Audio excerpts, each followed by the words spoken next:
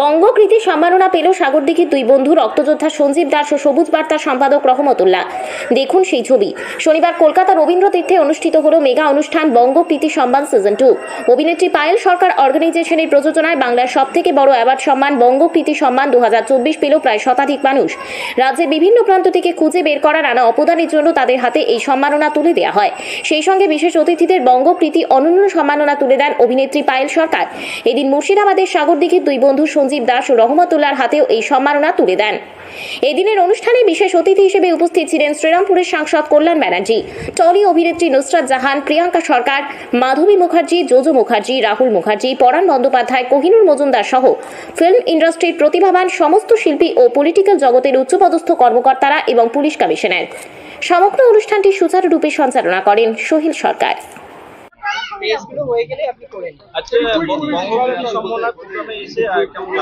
ভীষণ ভালো লাগছে এবং একটু আগে মঞ্চে এটাই বলছিলাম যে এরকম যখন একটা রেকগনিশন আসে, একটা অ্যাওয়ার্ড আসে, আরো ভালো কাজ করার মোটিভেশন হয়। তাই অবশ্যই এত সুন্দর একটা ইনিশিয়েটিভের একটা পার্ট হতে পেরে খুব ভালো লাগছে।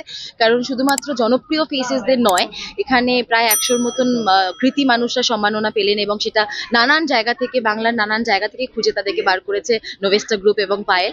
তো সুন্দর একটা ইনিশিয়েটিভ এবং ভীষণ ভীষণ ভালো লাগছে এর অংশ হতে পেরে।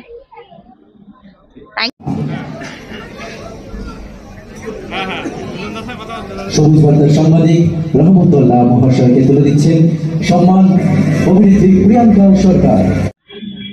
আজকে বঙ্গকৃতি সম্মাননা 2024 প্রোগ্রামে এসে কেমন লাগলো এবং কি কি এখানে কাকে কাকে সম্মাননা দেওয়া হলো? বঙ্গকৃতি সম্মাননা এসে আমার ব্যক্তিগতভাবে ভালো লেগেছে। আমি সাগরদিঘি উইনার ওয়েলফেয়ার ট্রাস্ট মুর্শিদাবাদের পক্ষে তার একজন সদস্য হিসেবে এখানে হাজির হয়েছিলাম। আমার উপস্থিতি এই বছর প্রথম। আমরা দেখলাম এখানে যারা এই বঙ্গ স্মৃতি সম্মাননা প্রদান করছেন 2024 বিভিন্ন আঙ্গিক থেকে তারা কাজকর্মের মধ্যে থেকে তাদেরকে তুলে এনেছেন এবং এখানে অনেক সেলিব্রিটিরা এসেছিলেন, অনেক পলিটিক্যাল লিডাররাও এসেছিলেন। মোট কথা অনেক ভিআইপির সমাগম হয়েছিল এখানে এবং দীর্ঘ প্রায় 3:30 থেকে চলছে। এখন 8টা বাজছে, 4 ঘন্টা 4.5 ঘন্টা হয়ে গেল। এখন সবাই তো একটু ক্লান্ত হবেই।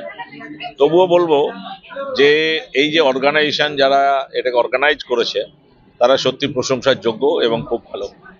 আর প্রতিভা তুলে ধরা হয়েছে এটা ঠিকই। প্রতিভা যেটুকু তাদের সামনে এসছে সেগুলো তুলে ধরা হয়েছে। এখন অনেক প্রতিভা আছে, অনেক গ্রামে বিশেষ করে রিমোট ভিলেজের দিকে এখন প্রচুর প্রতিভা আছে যাদেরকে আমরা এখন অন্বেষণ করতে পারি। সেটা সম্ভব না এই মুহূর্তে। তারা চেষ্টা করছে, তারা ফাইন্ড আউট করছে। এখান থেকে আমি একটা যেটা ভাবলাম আর কি, বা অনুপ্রেরণা পেলাম বলা যেতে পারে, যে আমরা ওই দিকেও এরকম একটা করার কথা ভাববো। বা আমি ব্যক্তিগত জীবনে বা আমার উইনার ওয়েলফেয়ার ট্রাস্ট এই ধরনের কাজ করে।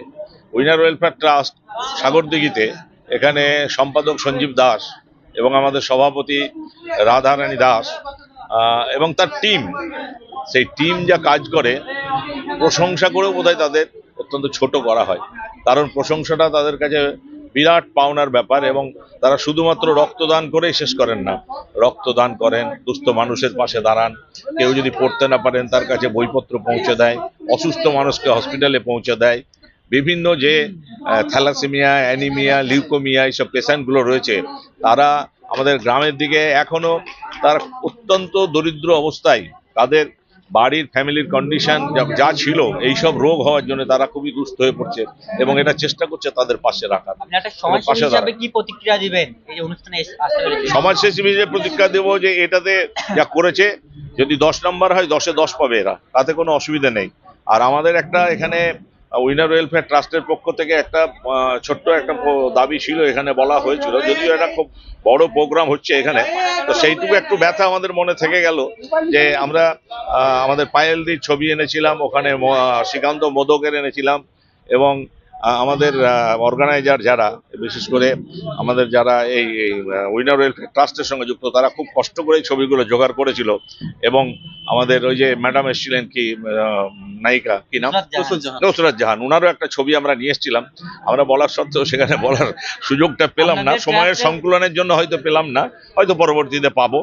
বা আরো হয়তো এই সংস্থার সঙ্গে আরো আমরা আন্তরিকভাবে যুক্ত হব, নিশ্চয়ই আমাদের সেই যোগ্যতা এবং জায়গাটা আমরা করে আমাদের নিতে পারবো। ট্রাস্টের পক্ষ থেকে এখানে একটা দেখলাম আর্থিক সহযোগিতা করা হলো, কি বলবেন? আর্থিক সহযোগিতা করার ব্যাপারে এ তো আমরা করেই থাকি, এটা আমাদের নতুন কিছু না আমাদের এখানে কাছে, করা হলো। এটা আমাদের কাছে কিচ্ছু নতুন না।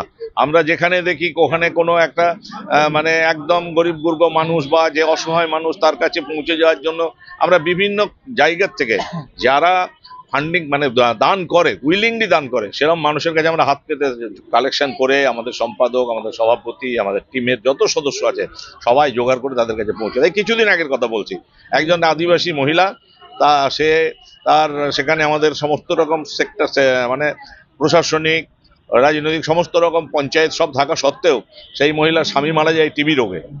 সেই টিবি রোগের বাড়িতে আমরা গেছিলাম।